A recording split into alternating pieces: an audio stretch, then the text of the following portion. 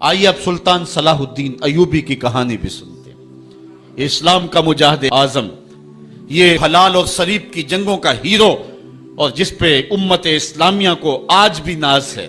اس کے زمانے میں ریجینالڈ بدبخت ایک انگلستان کے شہزادے نے حاجیوں کے قافلے کو روک لیا اور ان کا سامان لوٹ لیا۔ انہوں نے کہا ہم حج پہ جا رہے ہیں، تو نے ہمارا سامان لوٹ لیا، ہمیں جانے دے۔ تو اس نے دریدہ دہنی کرتے ہوئے کہا بلاؤ اپنے نبی محمد کو جو تمہاری جان چھڑائے۔ بس سلطان صلاح الدین ایوبی تک یہ بات پہنچی تو میں نے تاریخ میں پڑھا کہ وہ دانت پیستا تھا، اس کی آنکھوں میں خون اتر آیا اور اس میں کھڑے کھڑے قسم کھائی کہ جب تک اس ظالم کو کیفر کردار تک نہیں پہنچاؤں گا چین کی نیند نہیں سوؤں گا۔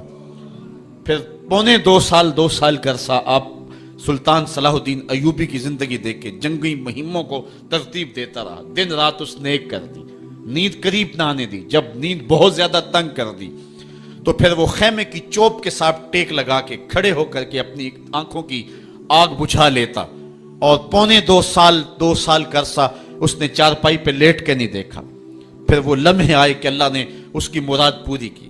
انگلستان کے شہزادے لائن میں کھڑے تھے، اس نے شاہ گاما کو اپنی کرسی دی اور ساتھ کہا ہم جس کو کرسی دیتے اسے امان دیتے ہیں۔ پھر اس نے اس کے جو نائٹس تھے ان کو آب خورے دیے، ان میں پانی دیا، کہا جس کو ہم پانی دیتے ہیں اس کو امان دیتے ہیں۔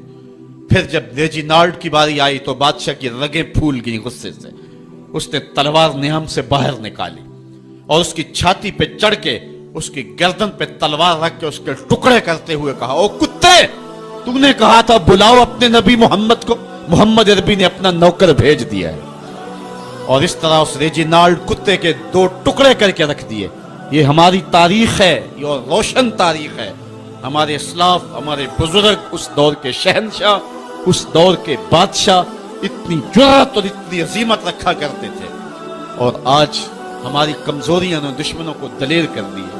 کبھی ایسا بھی اندھیر آیا تھا کہ سرے عام یوں توہین اور تنقیص ہوتی ہو پیغمبر حسن اور پیغمبر جمال کی، اور پھر 1.40 کروڑ انسان دنیا کے اوپر بستے ہوں، یہ بھی زمانے نے دن دیکھنے تھے۔